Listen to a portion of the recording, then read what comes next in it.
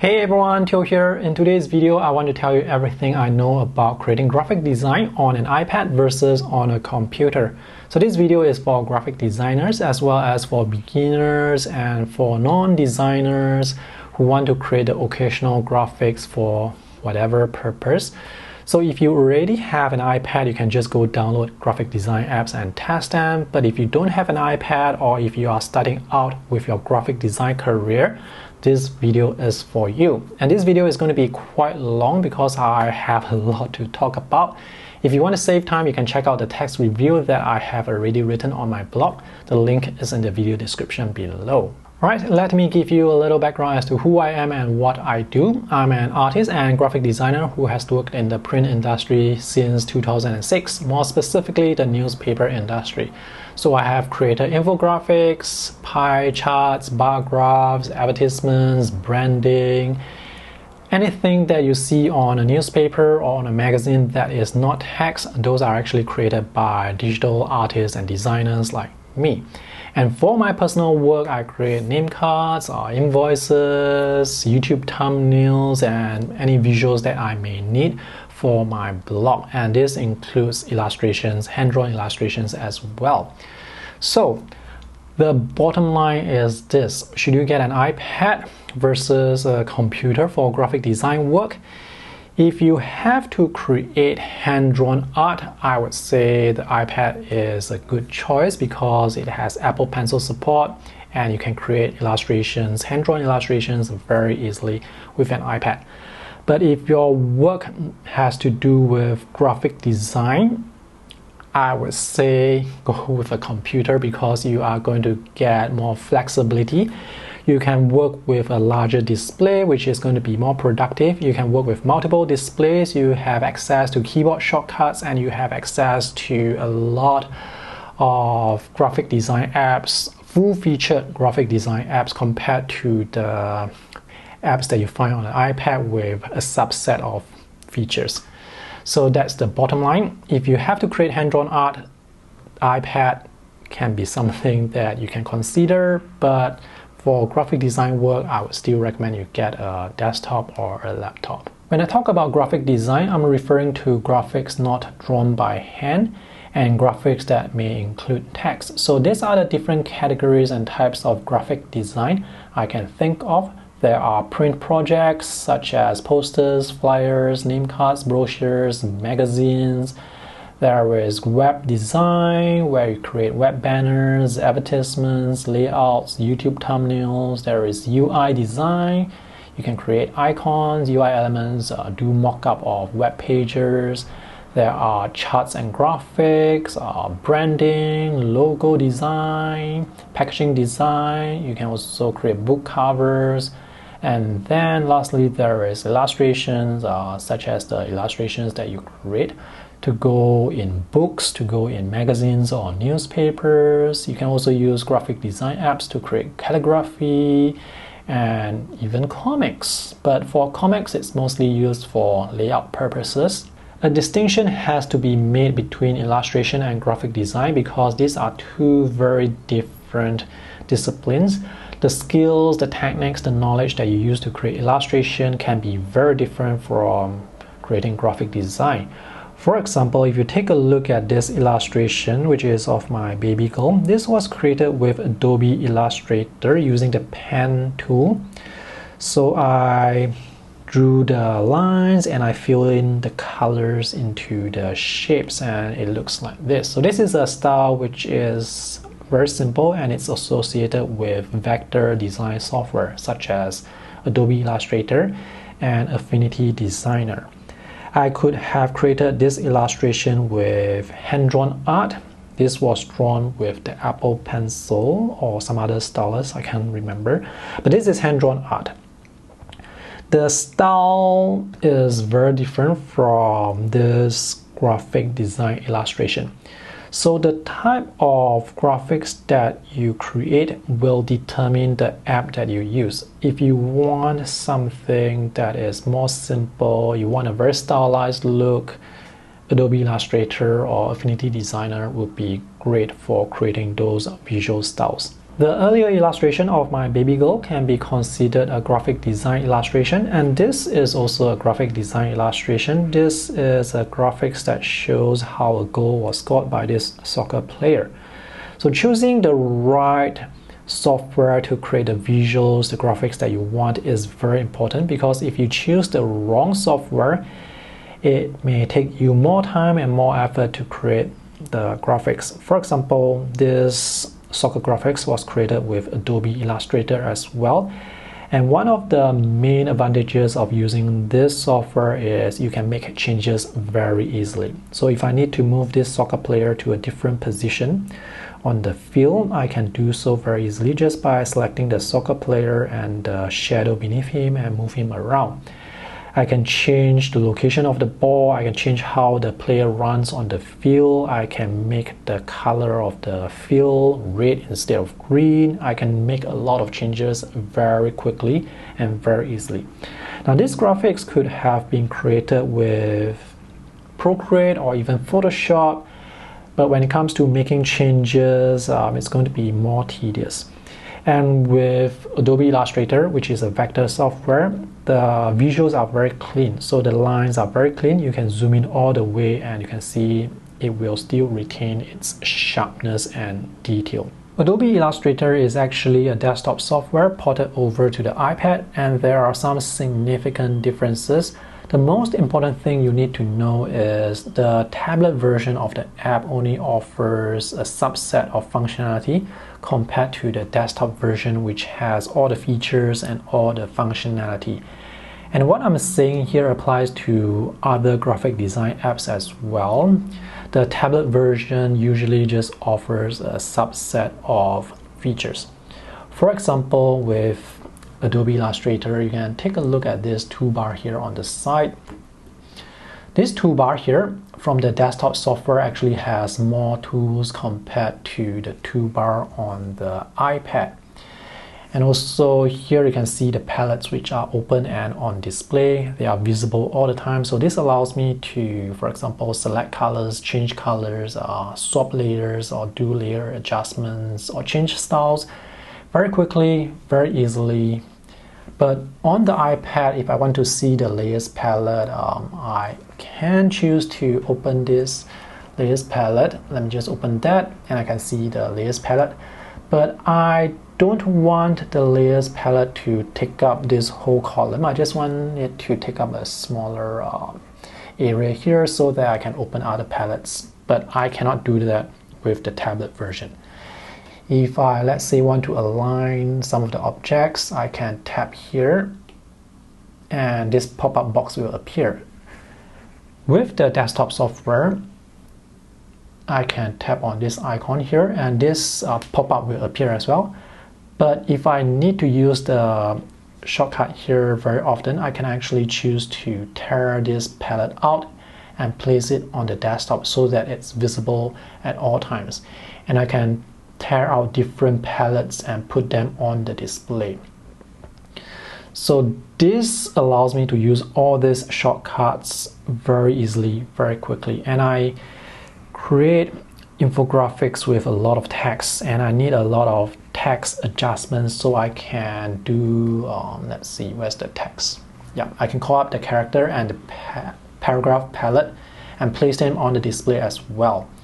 So this allows me to work so much faster compared to creating the same design, same graphic design on the iPad using supposedly the same software.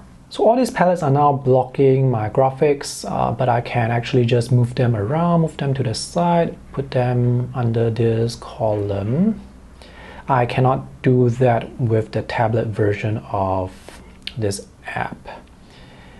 And now the palettes are taking up a lot of space on this screen. I can choose to use this software on a larger monitor. When you're using a larger display or when you're using a laptop with a larger display, you have the luxury of space. So here I can place 2 columns of palettes on the side and still see this visual really huge. And if I want to, I can place another column here as well. You may ask me, why do I need so many palettes open? Well, I do use all these palettes very often. They help me save like a lot of time. If you are a print designer working with a huge monitor, you will be able to see your graphic design at its actual size before it's printed, and this can be very helpful for your work. For example, with this two-page graphics, which is a mix of 3D graphics and text layout. Let me just hide the palettes and zoom into 100%. So this is the actual physical size of the page when it's going to print. And being able to see this at its actual size can help me check the legibility of the text to make sure the text is not too small and not too big. And if I need to change a different font, I can check again the legibility of the font on the display. So this is very helpful. And being able to see your page layout as a whole like this can help you with your composition. You can check the balance. You can also see if anything is amiss or repeated on the display. It's just easier to work with a larger display compared to on the iPad display. But of course, if you want to connect your iPad to an external display, you can, in theory, do the check here as well. If my graphic design involves using a lot of text, I really don't like to use the iPad because I like to have my palettes visible all the time. So if I want to change the attributes for the text, I have to open the properties dialog box, and this will collapse the layers palette because you can only have one palette open at a time. Sometimes you can have pop-up box that float on top, but you can't keep this pop-up box on top all the time. And even if you can keep the palettes on the display visible all the time, they will take up space on your very small display. So Apple recently announced Stage Manager, which will provide better external display supports to iPads, but Stage Manager external display support only works with iPads that run on the M1 processor. So currently I have Stage Manager set up. So let's say I move Adobe Illustrator to a larger display. Let's see what happens. And let's open the same graphics as before. Notice the cursor is a circle. There is no way to change the circular cursor on your iPad. You can add an outline to make the cursor more visible, but it will still be a, well, circle. And a circle is not going to be as precise when it comes to putting down pen paths compared to using an arrow cursor. Let me maximize this. Right, so it works. It looks quite nice. Let me zoom into 100%. No, this is 100%. This is fill the graphics to the display. So there are some workflows that are different on the tablet app versus the desktop app. Command 1 will not give you 100%. Yeah, this is 100%, but it's not the actual size you see. It's not the actual size that you saw with the 27-inch display earlier. And also some of the keyboard shortcuts are missing. And there is no way for you to customize your keyboard shortcuts, which is a huge deal for me. Anyway, let's look at this page design. So same thing, I want to have my layers palette open. Because I'm using AI Illustrator on this external display, which does not have touch support, I will not be able to use my Apple Pencil here. So I have to use the stupid circular cursor. So even though I have a larger display now, I still am able to have two columns of palettes because this is just the way this tablet app is designed. And that's the limitation. Let me show you the other limitation, which is something that I use very often: keyboard shortcuts. So the tablet version of this app Actually, the tablet version of most of the graphic design apps only feature a subset of keyboard shortcuts compared to the desktop app. Let me zoom in again. So what I want to do is to select the red colored jersey and change them to some other color. The tablet version of Illustrator does not allow me to select the same fill color or the same stroke color or the same whatever thing I want to select. And I also noticed there is no graphic style palette. You see all these lines here, the red lines and the dotted lines. They are actually graphic styles. So if I select this line, I can apply the dotted line to this line if I want to, but not with the tablet version of Illustrator. Let me show you what I'm trying to do with the desktop version of Illustrator. So I'm going to select the red jersey, go into the menu bar, select same fill color and change all the red colored objects to orange. So I can do this very easily with the desktop version of the app, but this feature is missing from the tablet version, and there are many features missing from the tablet version. And because that shortcut is something that I use very often, with the desktop version of Illustrator, I can go into keyboard shortcuts and find that functionality and create a customized keyboard shortcut for that. Done.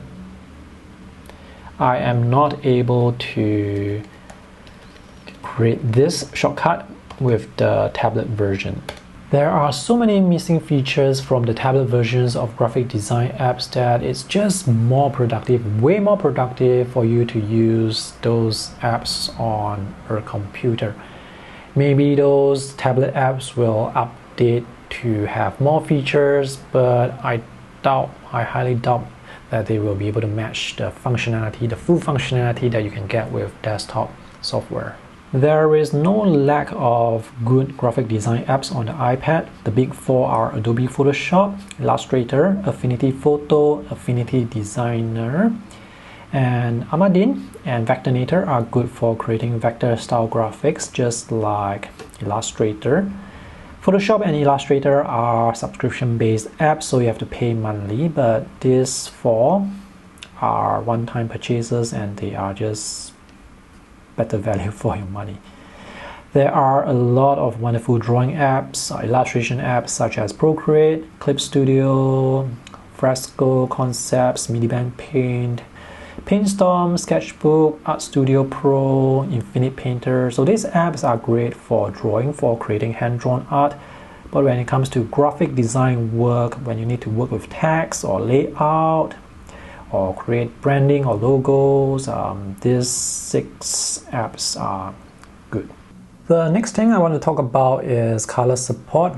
So the iPads with the best color support that you can buy right now today are the iPad mini, which I do not recommend for graphic design work because it's just too small. The iPad Air, the iPad Pro 11 and the 12.9 inch have P3 color gamut support. P3 is an sRGB space, so P3 is good for creating graphic design for the web and also for video. If you look at the P3 color space, you can see it encompasses the sRGB color space, and this is good. This means P3 can produce more colors compared to 100% sRGB. So P3 is a color space that is great for creators who create graphic design or visuals for the web, and it's great for video content creators as well. For designers and artists working with print, Adobe RGB is more relevant, and here you can see the Adobe RGB color space is not within P3. There are some areas where they overlap, but it's some parts are actually outside. Anyway, if you're not too picky about color accuracy, P3 is still white color gamut and it's still pretty good. Just that personally for me, for the type of work that I do, I prefer Adobe RGB and I use an Adobe RGB monitor at home and in my office. Colors on the iPad Pros and the iPad Airs look terrific out of the box. Adobe Illustrator allows you to create a document, a file in CMYK, color space, but for some reason, Adobe Photoshop at the time of making this video does not allow you to create a CMYK document. So here it says RGB 8-bit and it actually tells you that it cannot create CMYK documents. You may be wondering, why not just create an sRGB document and convert it to CMYK later? Well, there are some issues with the conversion. For example, let's say I have this YouTube thumbnail that I have created for the web and maybe I want to print this. So when I convert this to CMYK, the black text is not 100K. When you want to print text, the black has to be 100K, but when you convert from sRGB to CMYK, the text will be 4C black. And when there are issues with the printing plates, you're going to see very colorful text. So that is a no-go, instant no-go when it comes to converting text. Also, when you convert from sRGB to CMYK, colors will shift. So if you take a look at the grass here, it looks very vibrant, it looks very beautiful. But when you convert to CMYK, the colors are going to lose some vibrancy. And with skin tones, the colors are going to lose some vibrancy as well.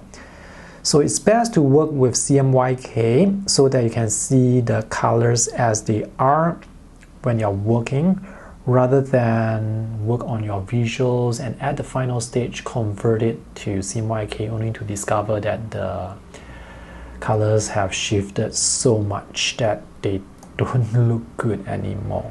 Another thing to note is there are no color calibration apps and no color calibrators work with the iPad, so you can't color calibrate the displays. The displays are already calibrated by Apple for the P3 color space, but you can't color calibrate this or change the color profile to something else. Let's talk about hardware, like how much RAM and storage do you need for graphic design work. The M1 iPad Pro ships with 8 gigs of RAM and 128 gigs of storage. It's priced at US $1,100 and does not include the Apple Pencil 2, which is $130. The M1 MacBook Air comes with 8 gigs of RAM and 256 gigs of storage, and this is US $1,000. So in terms of value for money, this provides more value for money compared to the iPad Pro. 128 gigs of storage is not enough for graphic design work. And if you want to increase the storage capacity to 256, it's going to be more expensive. The more affordable iPads come with 4 to 6 gigs of RAM, and 4 to 6 gigs of RAM is still usable for graphic design work, but I would recommend you go with 8 gigs or more, especially if you need to work with huge documents with many layers. Even the M2 MacBook Air is cheaper than the 12.9-inch M1 iPad Pro. Let's talk about fonts and how you can install them. If you use Adobe apps, you can install the fonts to Adobe Creative Cloud, and all the Adobe apps will get the fonts from Adobe Creative Cloud. It's pretty straightforward. If you want to use fonts with other apps, you have to install those apps into each app you want to use. So if you want to use the fonts with Affinity Photo, with Procreate, with Clip Studio, you have to install the fonts 3 times because there is no universal font management on the iPad. On the Mac, there is the font book for font management, and on Windows computers, there is the fonts folder. So when you install fonts to the font management system, all the apps will get the fonts, unlike on the iPad where you have to install the fonts one by one into each app. So it's less tedious with font management on Mac and also on Windows. Backing up files on the iPad is very simple. Just get the monthly iCloud plan and back up your files with iCloud. So this will back up everything on your iPad, including settings, the app layouts and also all the files, the graphics within those apps. So in the event that you lose your iPad or the iPad is damaged or stolen, you can use iCloud to restore everything. If you are using a Mac, you can use iCloud to back up everything on your Mac as well. At the time of making this video, the iCloud plans are for 50 and 200 gigs, and the next tier is 2 terabytes. And 2 terabytes monthly is more expensive compared to 200 gigs. So personally for me, when it comes to backing up files on my Mac and also on my Windows laptop, I use a mix of Google Drive and Microsoft OneDrive. If you already have a computer, it makes more sense to install the graphic design software to test rather than spend hundreds of dollars to buy an iPad and install the software to test, unless you can return the iPad easily.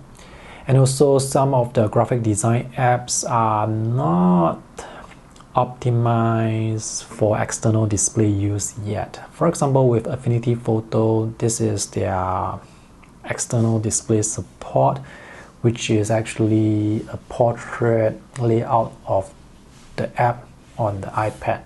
So this is not able to extend full screen like what you saw earlier with Adobe Photoshop and Illustrator. I'm very confident all these apps will be updated to take advantage of the full screen external display support, but even so, these apps will be designed with tablet interface in mind. So in terms of productivity, you are still going to be more productivity with desktop apps compared to tablet apps. To conclude, if you want to create graphic design, I would still recommend you go with a computer, a desktop or a laptop. If you have to create hand-drawn art, then the iPad would be a better choice.